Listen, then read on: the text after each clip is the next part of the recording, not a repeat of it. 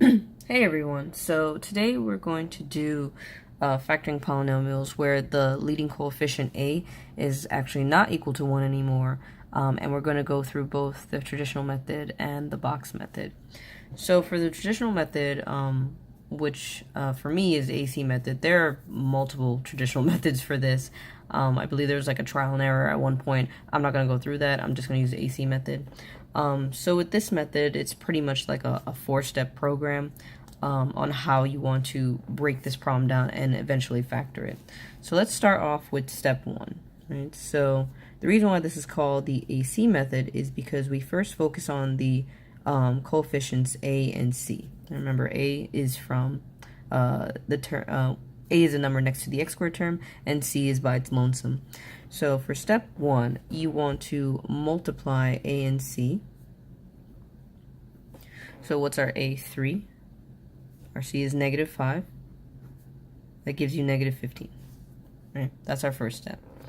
Now for step two, you want to find two factors of AC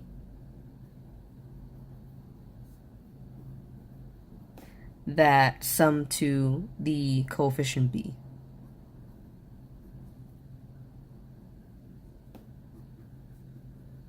Okay, so I have negative 15 as my AC, and my B term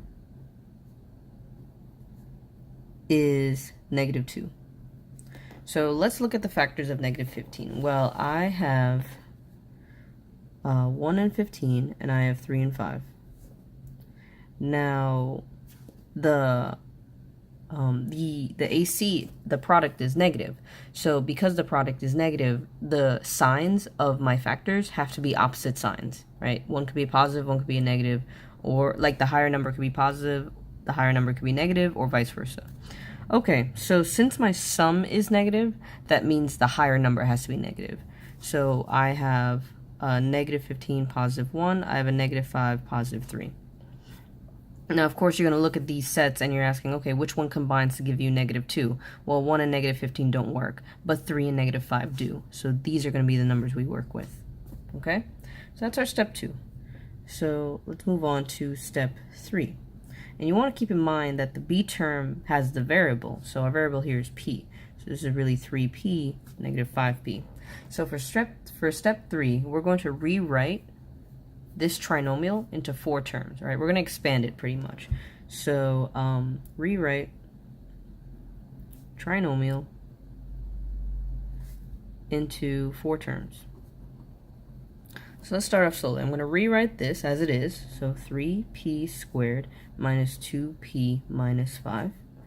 Now, what I'm rewriting is only the middle term, because that's what I was looking, that's the factors that I got for, just for the middle term. So 3p squared stays the same. This negative 2p is rewritten as plus 3p minus 5p, and then I'm going to keep the constant the same, which is negative 5. So now we have our 4 terms. At this part, we do something called factor by grouping.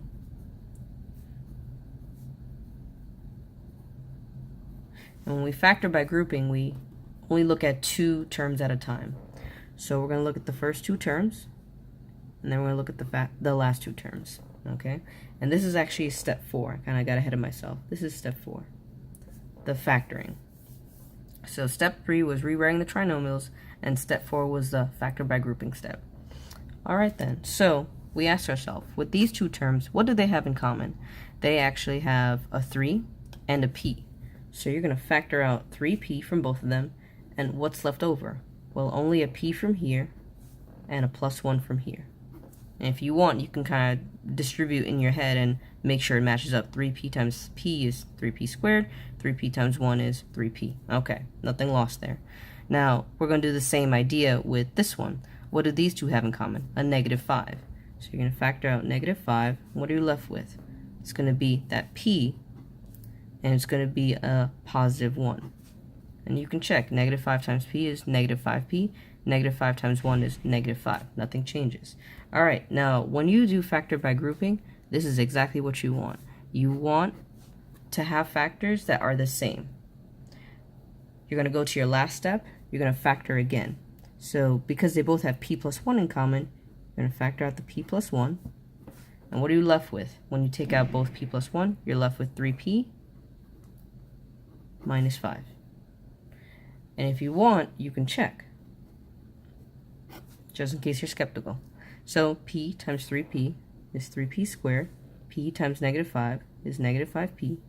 1 times 3p is plus 3p. 1 times negative 5 is negative 5. Combine these two to get 3p squared minus 2p minus 5, which is exactly what we had right here at the beginning of this. So if you ever doubt your factoring, you can always check. But this is definitely one method you can use. Now let's go to the box method. So the box method kind of starts out the same way as it did in the last video, where a equals 1. So you're going to draw your, let me start here. You're going to draw your box of 4 squares. I'm not take up too much space. And you're going to set it up the same way. You're going to take that leading coefficient, the leading term actually. You're going to put it all in here, 3p squared. You're going to take the last term, negative 5, and put it here. Okay? So just like with the AC method, you still need to multiply the a and c terms because a is no longer 1 anymore. So you're going to take 3 and 5 and you're going to multiply them. So 3 times negative 5, that's going to give you the negative 15. Now, as you know, along the main diagonal, you want them to combine to give you negative 2p. So you look for factors of negative 15, just like we did in the other method, the traditional method, and you list them out. So you have 1 and 15 and 3 and 5. You know that the product, the negative 15, is negative, so they have to be opposite signs. You know the sum is negative, so the higher number has to be negative 1. So negative plus, you look at them, you ask which one gives me the sum of negative 2, it ends up being this. Now just like in the box method in the previous video, putting these numbers, it doesn't matter where we put them. So I'm going to put 3p here, positive 3p, sorry, and I'm put negative 5p here. Okay, when they combine, they do give you negative 2p. And then you try and build up from the outside now. So always start off with the first row, and you ask yourself, what do they have in common? What can I factor out? They end up having a 3 and a p in common.